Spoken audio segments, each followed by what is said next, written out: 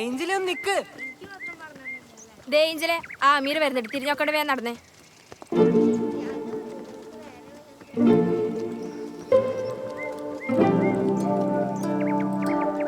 നിങ്ങളൊക്കെ എന്തിനാ അമീറിന് ഇങ്ങനെ പേടിക്കുന്നതെന്ന് എനിക്ക് മനസ്സിലാവാത്തെ. അവൻ നന്നായി പഠിക്കുന്ന പയ്യനാണല്ലോ. അവനൊരു കുഴപ്പം എനിക്കിതുവരെ തോന്നിയിട്ടില്ല. നീ ഇവിടെ അത് പുതിയതായോണ്ടാ. നമ്മുടെ സ്കൂളിൽ ആരെങ്കിലും അവനോട് സംസാരിക്കാൻ നീ കണ്ടിട്ടുണ്ടാ? കൂടുതൽ സംസാരിച്ചവരൊക്കെ ഇപ്പൊ വട്ടുപിടിച്ച് വീട്ടിലിരിക്കുക. ചുമ്മാ പുളു. ഇങ്ങനെ ഓരോ മണ്ടത്തരം പറഞ്ഞുണ്ടാക്കാൻ ഓരോരുത്തരും വിശ്വസിക്കാൻ നിങ്ങളും. അവനൊരു പാവാ. പാവം. അയ്യേ, ഇതെന്താ നിന്റെ കയ്യിൽ എഴയണേ? അയ്യേ, ഒച്ച തട്ടിക്കളിടി.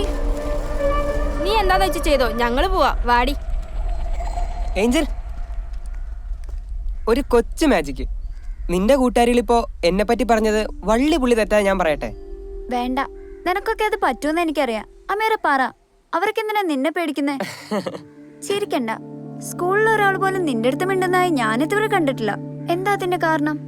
ഓ അതോ, ഏഞ്ചലിനറിയോ, എന്റെ ഉപ്പച്ചി ഒരു മാജിക്കാരനാ. ഉപ്പച്ചി കാണിക്കുന്ന കൺകൊട്ടൊക്കെ എന്തോ മന്ത്രവാദം പറഞ്ഞു വരുത്തിയത് ഈ നാട്ടുകാരാ. അപ്പൊ പിന്നെ ആ പേടി എന്നോടില്ലാണ്ടിരിക്കൂ? പിന്നെ അതൊന്നുമല്ല. ആളുകളുടെ മനസ്സ് വശീകരിക്കാൻ പറ്റുന്ന വല്ല മന്ത്രവും നിങ്ങളുടെ കയ്യിലുണ്ടോ? ഉണ്ട്. ആളുകളുടെ മനസ്സിനെ വശീകരിക്കാൻ പറ്റുന്ന ഒരേ ഒരു മന്ത്രി ഭൂമിയിലുള്ളൂ. അത് സ്നേഹ. അതെന്റെ ഇഷ്ടം പോലെയുണ്ട്. പിന്നെ നിന്നെ പോലെ ഡയലോഗ് അടിക്കാൻ വേറെ ആളില്ല. അയ്യോ ഡാഡി.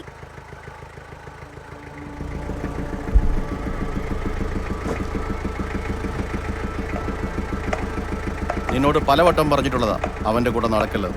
സോറി. നോൺസെൻസ്.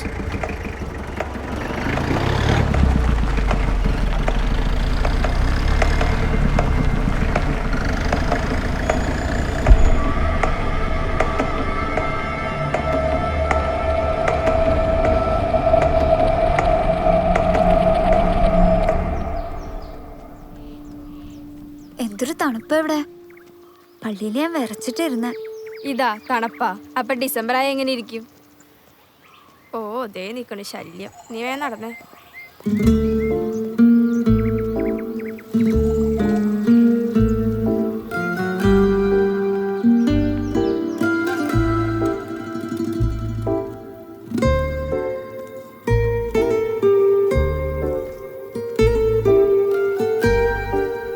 ഏഞ്ചൽ എങ്ങോട്ടാ? ഒന്ന് നിക്ക്. നീ പോയേ, ആരെങ്കിലും കണ്ട കുഴപ്പവും.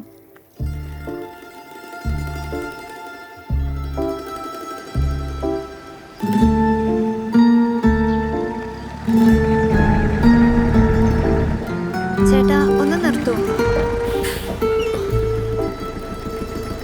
വേണ്ട മോളെ, ഇതവന്റെ വീടല്ലേ. പപ്പയെ അറിഞ്ഞാ കുഴപ്പമാവും.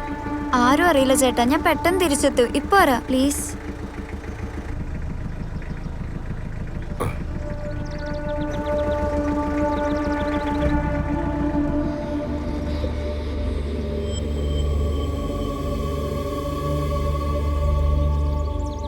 എന്നെ ഒഴിവാക്കുകയാണല്ലേ?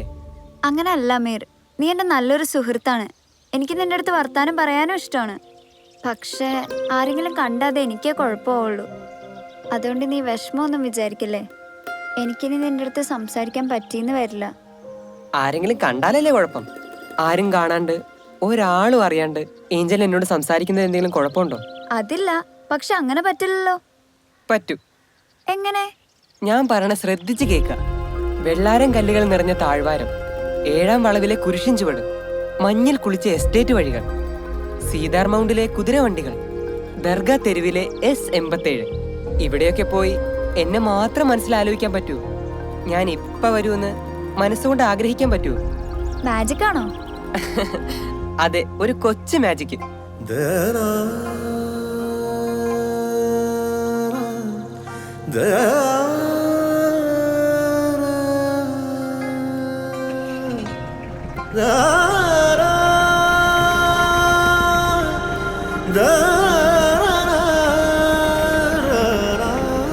മോളെന്താ അങ്ങോട്ട് നോക്കിയിരിക്കുന്നത്?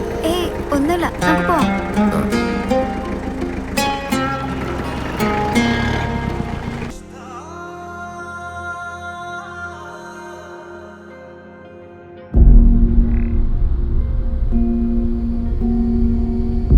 വെള്ളാരം കല്ലുകൾ നിറഞ്ഞ താഴ്വാരം, ഏഴാം വളവിലെ കുരിശിൻ ചുവട്. എന്തിനാണ് ഇനി അതൊക്കെ കുത്തിപ്പൊക്കുന്നേ?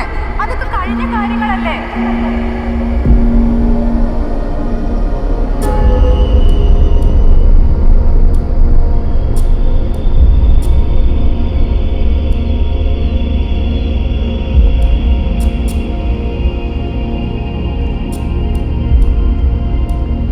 അമീർ, എനിക്ക് പേടിയാവുന്നു.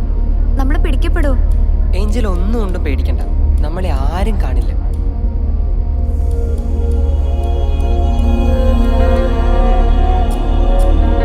ശരിക്കും? ഇനി ഞാൻ നിന്നെ ഒന്ന് ഞെട്ടിക്കാൻ പോവാ. ഇവിടെ വേറെ ആരുണ്ടല്ലോ? ഞാൻ ഏഞ്ചലിന്റെ അടുത്ത് പറഞ്ഞ കാര്യങ്ങൾ താൻ വേറെ ആരോടെങ്കിലും പറഞ്ഞോ? സത്യം പറ ഏഞ്ചൽ.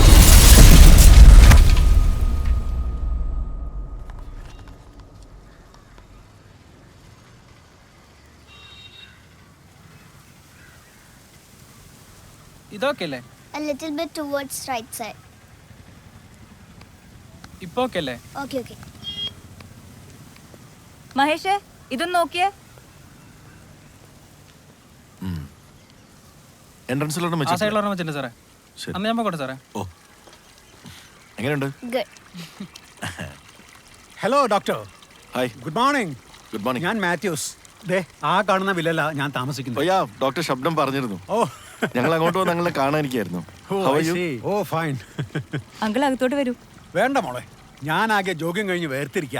അല്ല, ഇന്നലെ നിങ്ങൾ വന്നപ്പോ ലേറ്റ് നൈറ്റ് ആയി അല്ലേ? ഒരുപാട് ലേറ്റ് ആയില്ല, ഒരു 9 മണിയായി. ഓ, ഓസ്ട്രേലിയ എവിടെയാ? Melbourne.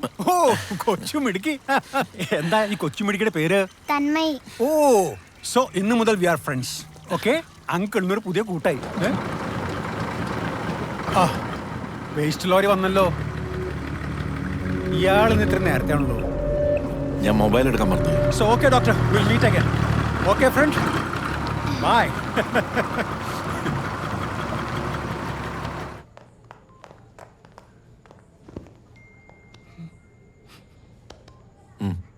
എന്താ? ഒന്നുമില്ല. ഈ ലോറി ഫോബിയം വെച്ചിട്ട് എങ്ങനെയാ നാട്ടിൽ വണ്ടി ഓടിക്കുക? നീ ചുമ്മാ മോളുടെ മുമ്പിൽ വെച്ച്. എനിക്ക് എല്ലാ ലോറികളോടും ഫോബിയ ഉണ്ടോ? ഇമാരി വൃത്തിയായിട്ട മൂക്കേണ്ട ഈ സ്ഥാനത്ത് മാതിരി വൃത്തിയായിട്ട് മൂക്കുന്നതിന്റെ ലോറികളാണ് ഈ നാട്ടിൽ മുഴുവൻ ഉള്ളത്. അപ്പൊ എന്ത് ചെയ്യും? ഡാഡിക്ക് എന്താ ഈ മൂക്കൻ ലോറികളോട് ഇത്ര പേടി? അതെ, അതൊരു ഹൊറർ സ്റ്റോറി. അതെനിക്ക് ഞാൻ രാത്രി പറഞ്ഞുതരാം കേട്ടോ. എനിക്കൊന്നും കേൾക്കണ്ട. ഡാഡി നമ്മുടെ ട്രിപ്പ് എപ്പോഴാ? Trip Sunday confirm. പിന്നെ ആ, കൺഫേം. അതൊക്കെ കൺഫേം തന്നെ. തൽക്കാലം നീ എന്റെ ഷർട്ട് അയൺ ചെയ്ത് വെച്ചേ. ഹോസ്പിറ്റൽ പണ്ടായി. Hello,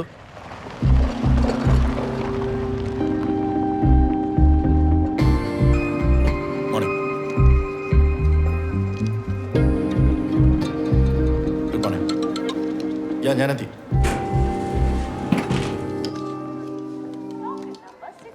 morning.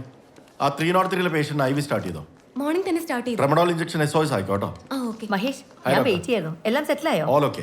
ഞങ്ങൾ ഇന്നലെ രാത്രി തന്നെ സെറ്റിലായി. ആ, ഇന്ന് രാവിലെ ഡോക്ടറുടെ ഫ്രണ്ട് മറ്റേ കക്ഷിയെ കണ്ടിരുന്നു കേട്ടോ. ആര്? ആ, മാത്യൂസ് ചേട്ടനോ?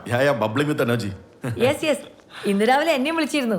മഹേഷ് അവിടെ കൺസൾട്ടേഷൻ തുടങ്ങിയിട്ട് പേഷ്യൻസിന്റെ കാറ് പാർക്ക് ചെയ്യാൻ വല്ല കഞ്ചഷൻ ഉണ്ടെങ്കിൽ അദ്ദേഹത്തിന് ഒരു വേക്കൻറ്റ് പ്ലോട്ട് എന്റെ തൊട്ടടുത്തുണ്ട്, അത് യൂസ് ചെയ്യാം എന്നൊക്കെ പറഞ്ഞു. വാവ്, പ്രോ ആക്റ്റീവ് ഹെൽപ്പ് ആണല്ലോ. Very much. After all ex service man അല്ലേ, അതിന്റെ ഒരു ക്വാളിറ്റി കാണിക്കുമല്ലോ. ആ, പിന്നെ മഹേഷ്, എന്റെ ഒരു ഫാമിലി ഫ്രണ്ട് പയ്യനെ ഞാൻ റൂമിലേക്ക് വിട്ടിട്ടുണ്ട്. ഒന്ന് കൺസൾട്ട് ചെയ്തിട്ട് പറയണേ. അതിനെന്താ നോക്കാലോ? ഡോക്ടർക്ക് നോപ്പില്ലേ? ആ, ഒന്നും പറയണ്ട. ആ പയ്യൻ വന്നപ്പോ ഞാൻ ഡോക്ടർ ജോയിനെ ഏൽപ്പിച്ച് ചാടിയതാ. ഞാൻ വിടട്ടെ? ഓക്കെ, ഞാൻ നോക്കിയിട്ട് വിളിക്കാം കേട്ടോ. യാ, യാ. വരൂ,